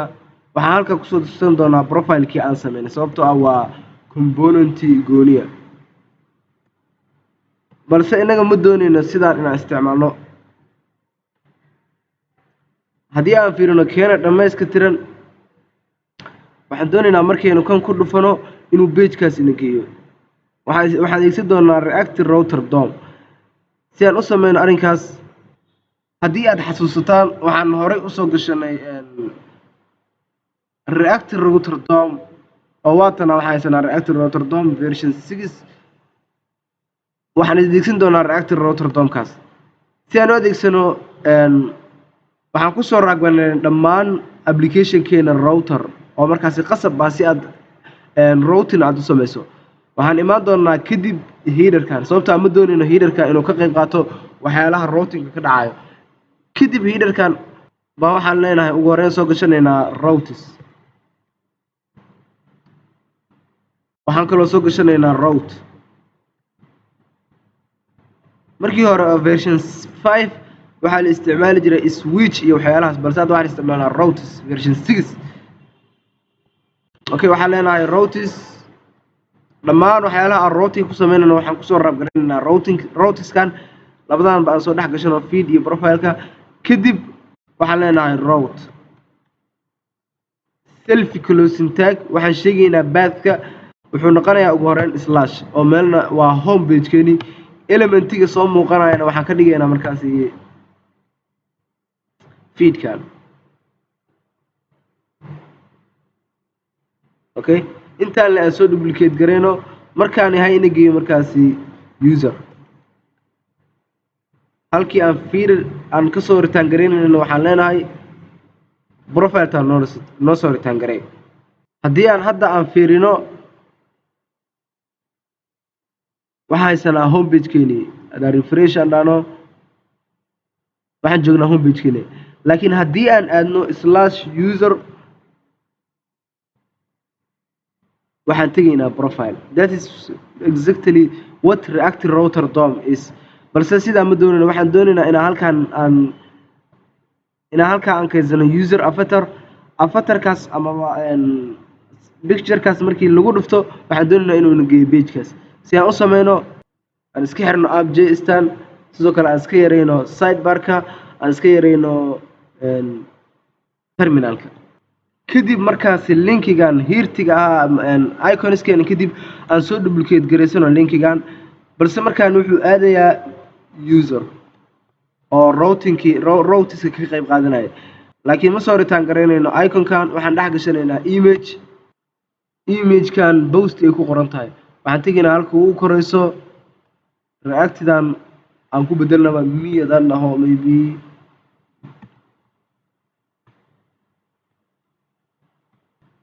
waxaan tegaynaa assets waxaan kasii tegaynaa slash images kadib waxaan leenahay post.jpg maybe aan soo qaadana markaan keywordkan haddaan isticmaali karnaa sourcediis waxaan ka dhigaynaa midan save haddaan dhahno hadda okay waxaa arkaysaa imagekii inuu weynaaday wixii dhammaa isku dhex qasay aan install garayno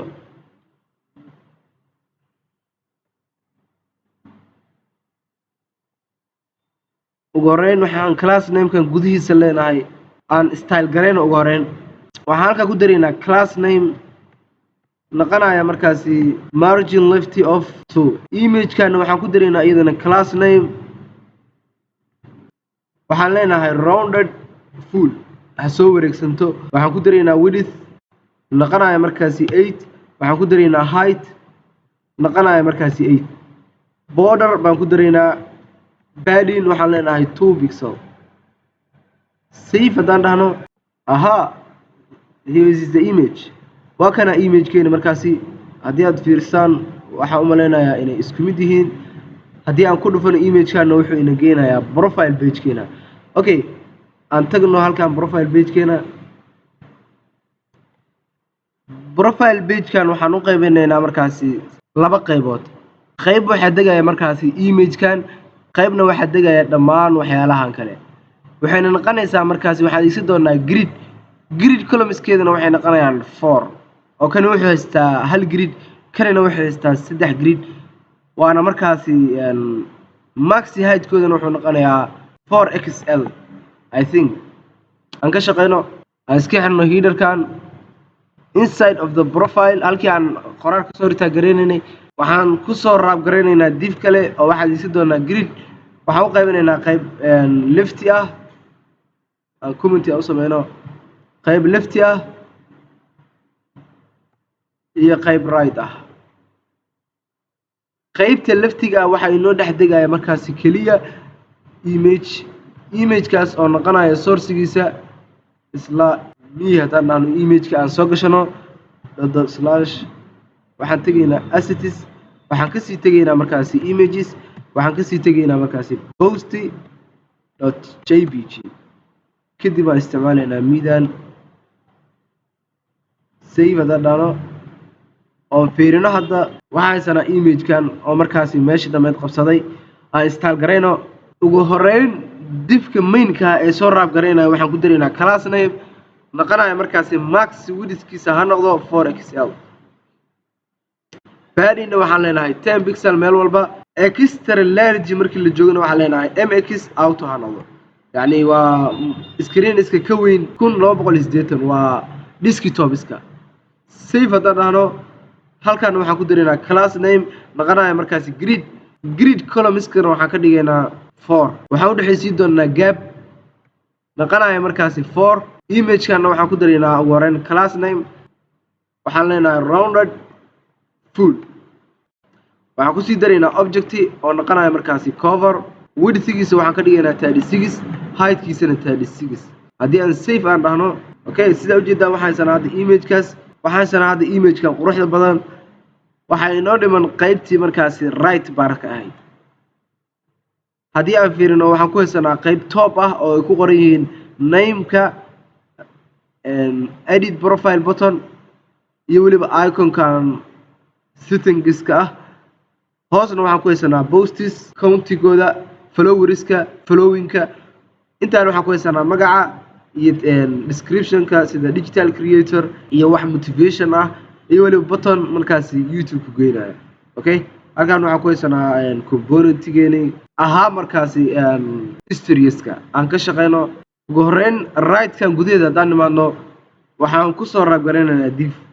waxaan ku dareynaa class name oo waxaan doonaynaa gaabkiisa inuu qabsado 3 meelood gridka markii uu 4 columns yahay 3 kamid inuu asiga qabsado waxaan leenahay columns span 2 CSS caadi haddii isticmaal lahayn waxaan dhihi lahayn grid columns kadib aan dhihi lahayn span 2 columns span 2 easiest way no span 2 maaha waa span 3 sorry waxaan sii dhex gashanaynaa div kale after this div waxaan dhex gashanaynaa span oo aan ku dhex qori doono problem haddii aan diffkan class name aan raacino waxaan leenahay flexi si aan isku gara dejino itemsna waxaan dejinaynaa center space x aan u dhaxaysiinaynaa markaasi noqonaya 7 okay spandan idan waa qurxinaynaa waxaan ku dareynaa class name waxaan ka dhigaynaa text gray ah oo 700 gray full ah and text high size-kiisa waxaan ka dhigaynaa markaasi 2xl margin right aan dhigaynaa 7 pixel intaas kadib waxaan ku sii xijinaynaa markaasi button-keeni oo aan ku soo raab garaynayno div sababtoo waxaan doonaynaa inay isgarab degaan waxaan ku dareynaa halkan class name noqonaya markaasi cursor-kiisa pointer oo markaasi markii la hover gareeyo in uu tilmaam can ay soo baxdo intaas kadib text size-keedana waxaan ka dhigaynaa sm text color-keedana waxaan ka dhigaynaa gray 700 ah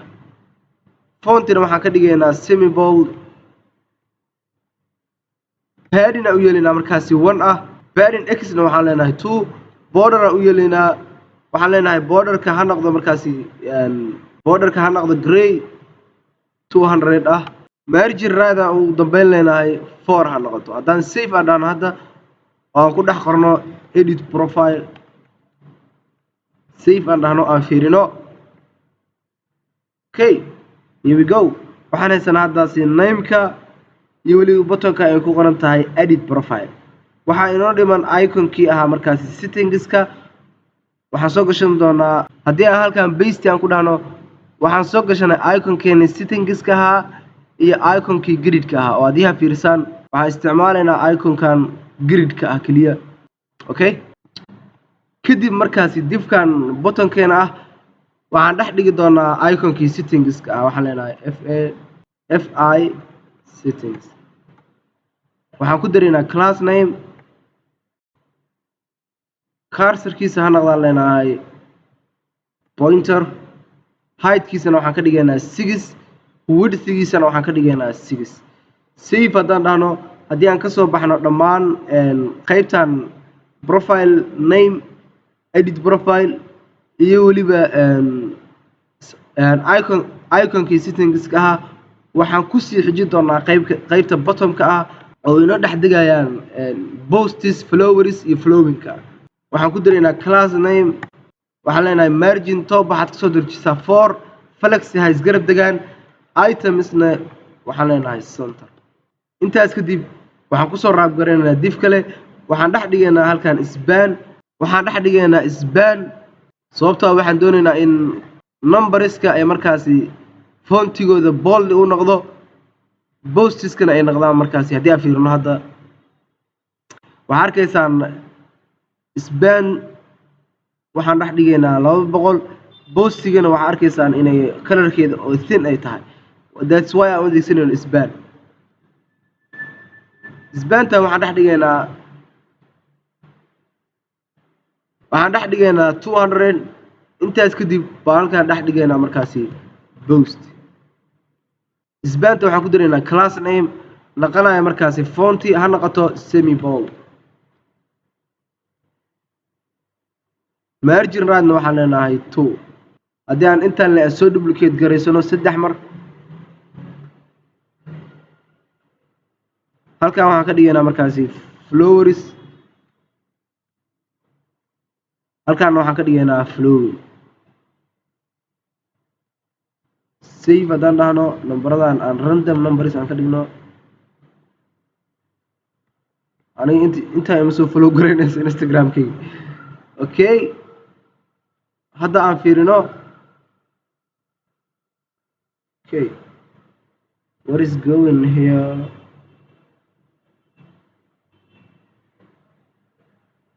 okay, waxaa qalada markaasi divkan kan aan soo duplicate garayno, hadda aan ka dhigno markaasi flowing. haddii hadda aan fiirino, what is this?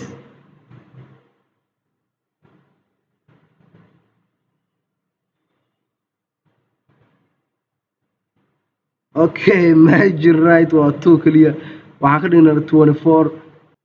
waxaa arkaysa hadda inay shaqaynayaan balse ay isku dhegeen. si aan u kala fujino dhammaantood waxaan ku daraynaa class name margin lefty 4. classkan aan soo koobiyeysano,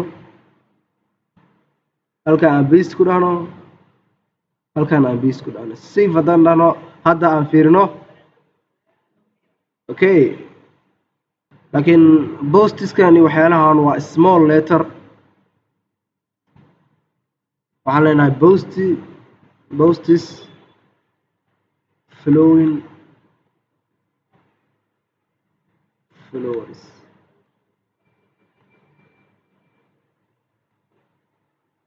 okay, intaas kadib waxaa inoogu xiga markaasi qaybtan descriptionka ah. kadib markii aan ka soo baxno qaybtan, haddii aan yareyno si aan idin tuso, waa qaybtan oo dhan. haddii aan ka soo baxno kadib waxaan leenahay markaasi div aan ku darno class name oo aan dhahno padding top of 5. waxaan kusii daraynaa paragraph. class name haddii aan ku darno paragraphka isagana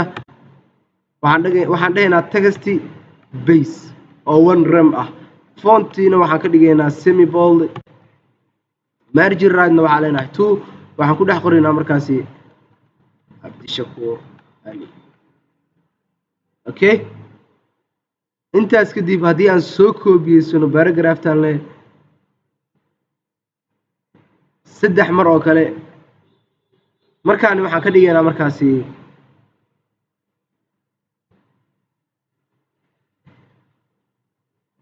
waxaan ku daraynaa markaasi markaani text gray 400. fontina waxay noqonaysaa normal. waxaan inoo dhex gelaya markaasi digital creator.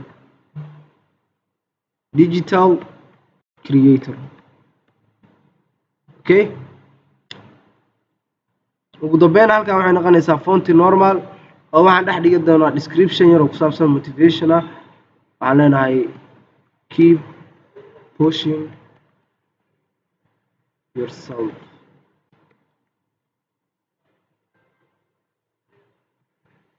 save. intaas kadib ugu dambeyn waxaan u baahannahay linki waxaan dhahaynaa meel ina geeninba. waxaan dhex dhigaynaa markaasi www.youtube.com/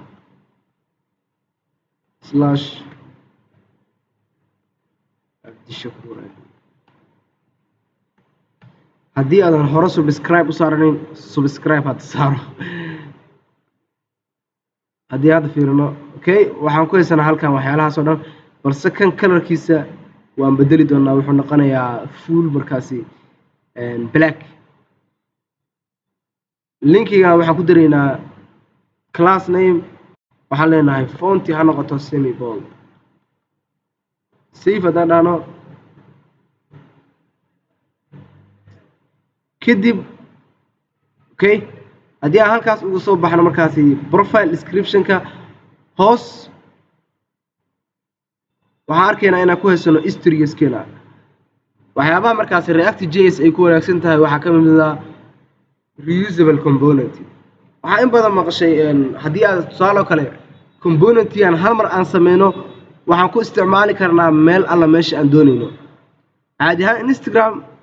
waxa lagu sameeyay React component-gan profile-ka ah mar walba waa la adeegsadaa sida daradeed waxa la sameynayaa in hal mar qoro kadib reusable uu noqdo data loo pass gareeyo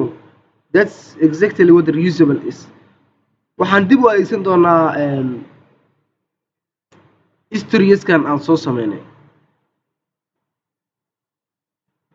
waxaan tegaynaa kadib diftan waxaan leenahay div oo aan dhex gashan doono history-skeena waxaan soo dhex gashan doonaa component-gii aan hore u sameynay oo ahaa histories why is not important okay aan caadi usoo gashano waxaan leenahay import histories from feed / waxaan kasii tegaynaa historieskan haddaan safe aan dhahno oon fiirino hadda here is it waxaan haysanaa component-gii aan hore usoo sameynay waxba code ah inoogama bixin that's why ay React ugu wanaagsan tahay static websiteska HTML iyo waxyaalahaas sababtoo ah haddii iminka aad isticmaali lahayd HTML iyo waxyaalahaas waxay noqon lahayd inaad dib aad usoo qorto codekan waxaan leenahay class name haddii aan ku darno historieskan margin top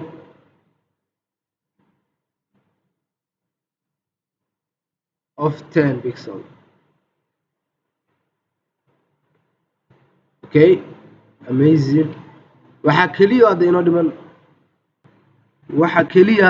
waxay tahay qaybtan postiska iyo waxyaalahaas ah haddii aan ka shaqeyno iyadana historieskeena kadib waxaan leenahay HR ta waxaan ku daraynaa class name HR macnaheedu waxay tahay haddii aad fiirsaan waxaan halkan ku haysanaa underline waxaan ku daraynaa class name waxaan ka dhigaynaa class name-ka border of gray 500 okay margin top-na waxaan leenahay 10 waxaan kusii daraynaa markaasi postiskeena buttonska post ah iyo saved iyo tags waxyaalahaas waxaan kusii daraynaa button oo aan dhex dhigi doono iconkan haddaan soo qaadanaba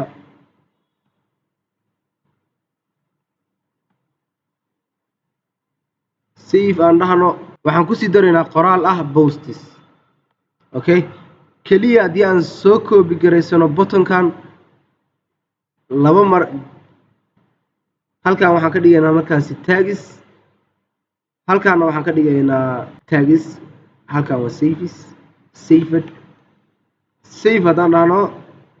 oo aan style garayno class name aan ku darno kan waxaan leenahay flexi has garab degaan itemsna center space x aan u dhexaysiinaynaa haddii kale way isku dhigayaan of waxaan ka dhigaynaa 10 justify-na waxaan leenahay center buttonkanna waxaan u yeelaynaa class name isagana waxaan leenahay flexi items center sababtaa waxaan doonaynaa iconkan iyo qoraalkan inay isgarab degaan border waxaan leenahay border bottom and then border top aan dhehe and then waxaan sii raacinaynaa text waxaan noqoto sm waxaan sii raacinaynaa border noqonayo markaasi gray of 800 keliya haddii aan soo koobi garaysano intaan oo halkaan dhigno buttonkaana aan ku paste garayno save aan dhahno oo aan tagno okay waxaa arkaysaan inay wada yeesheen balse haddii aan keena dhammayska tira fiirsaan keliya waxaa leh buttonka ugu horeeya labadana kalarkooda wuxuu noqonayaa grey okay waxaan ka delete doonaa borderkan haddii aan dhahno control D wuxuu inoo doorayaa kan kale si automatic labadooda ka tirtiri karnaa items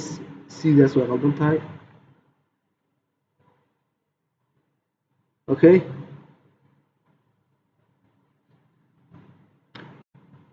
waxaan labadoodaba ugu dambeyn raacin doonaa text ah grey 400 save haddaan dhaho okay this is cool waxaa keliya inoo dhiman waa saddexda image aan soo gashano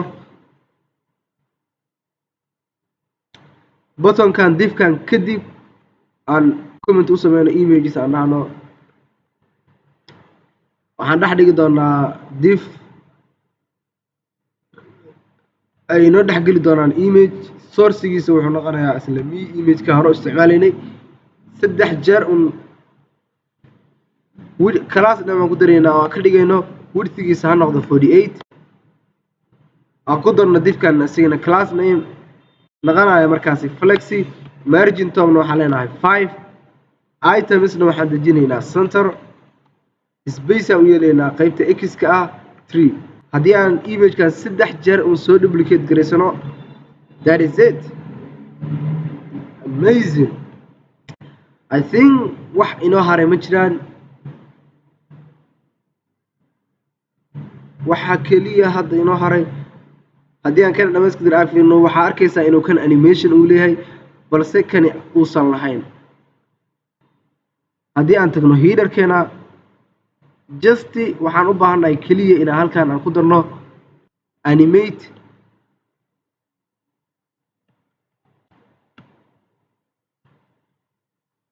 bounce save haddaan dhahno waxaa arkaysaa inuu soo dhacdhacayo balse inaga sidaa ma doonayno haddii markaas animationkan aad isticmaal lahayd ka waran CSS caadi inteeda kuu qaadan lahayd waxay kuu qaadan lahayd dabcan waqti fara badan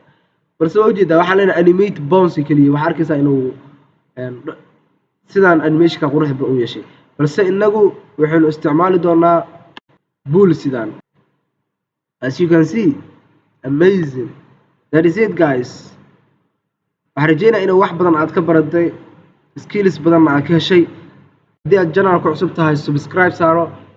janaalkan haddii uu 2k gaaro waxaan soo gudbin doonaa cashiro ka fara badan kuwaana hadda soo gudbiyo inagoo dhisi doona projects real world ah oo ku salaysan idinka codsiyadiina waad mahadsantihiin waxaa inoo balanaa projectiga xiga oo ah Next.js aan ku samayn doono portfolio website hamogaanin projectigaasna sidoo kale waxaan samayn doonaa sida hore usoo mention gareeyay project CRUD operations ah oo CRUD operation macnaheedu waxay tahay create update delete functionskaas oo aan ku samayn doono Redux toolkit wassalaamu calaykum